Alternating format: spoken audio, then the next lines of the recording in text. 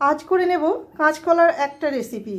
আমরা কাঁচকলার ভাজা, কাঁচকলা সেদ্ধ, কাঁচকলার তরকারি, কাঁচকলার কোপ্তা খেয়ে থাকি, কিন্তু কাঁচকলার খোসাটা না ফেলে দিয়ে খোসাটা ঠিক এইভাবে একবার করে দেখুন।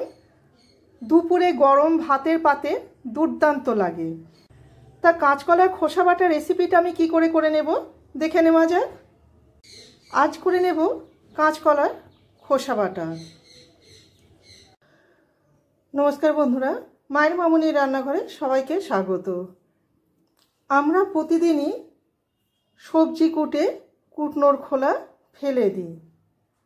সেই ফেলে দেওয়া সবজি থেকে যেদিন আপনারা কাঁচকলা কাটবেন, কাঁচকলার খোসাটা ফেলে না দিয়ে এইভাবে রেখে দেবেন। আমার কিছুটা পুরনো আছে, আবার কিছুটা টাটকাও খোসা আছে। কাঁচকলার খোসা বাটা করতে খোসা তো নিয়েই নিয়েছি।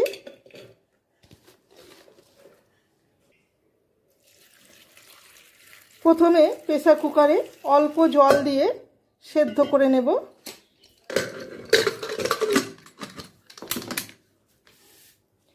আর নিয়েছি ঝালের জন্য দুটো কাঁচা লঙ্কা, আর বড় সাইজের হলে দুটো রসুনের কোয়া।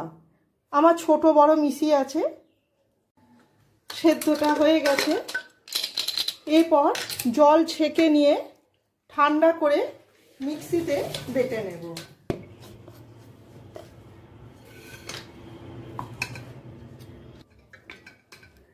মিক্সিং জারে পেস্ট করে নেব।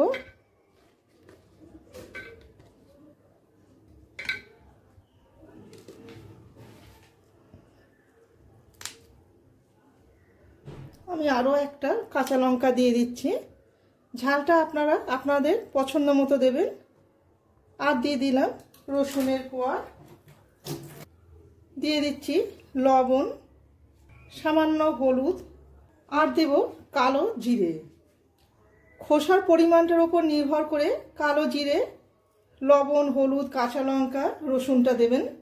আমি হাফ চামচ কালো জিরে দিয়ে দিলাম, আরও একটুখানি দিয়ে দিচ্ছি, আরও 1 পিঞ্চ মতো দিয়ে দিলাম।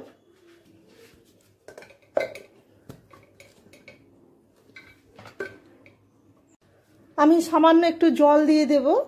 জল দিয়ে পেস্ট করে নিলে পেস্টটা স্মুথ হবে। দেখুন, স্মুথ একটা পেস্ট রেডি হয়ে গেল। এবার কড়াতে সর্ষের তেল দিয়ে দেব। রান্নাটা অবশ্যই সর্ষের তেলে করে নেবেন। যে কোনো বাটার যে রান্না হয় সেই রান্নাটা সর্ষের তেলে করলে কি এর স্বাদ অনেক গুণ বাড়িয়ে দেয়। আমি আর তেলেতে কোনো রকম ফোড়ন দিচ্ছি না, কেন কালো জিরেটা আমি একসাথে বেটে নিয়েছি। খুবই কম উপকরণ দিয়ে এই বাটা রেসিপিটা করে নেওয়া যায়।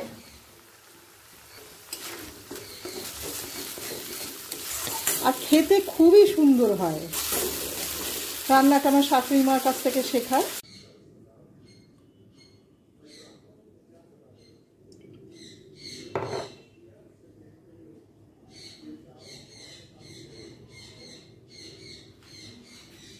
ওপর থেকে সামান্য সর্ষের তেল দিয়ে দিলাম। তেলের পরিমাণটা অবশ্যই আপনারা আপনাদের পছন্দ মতো দেবেন।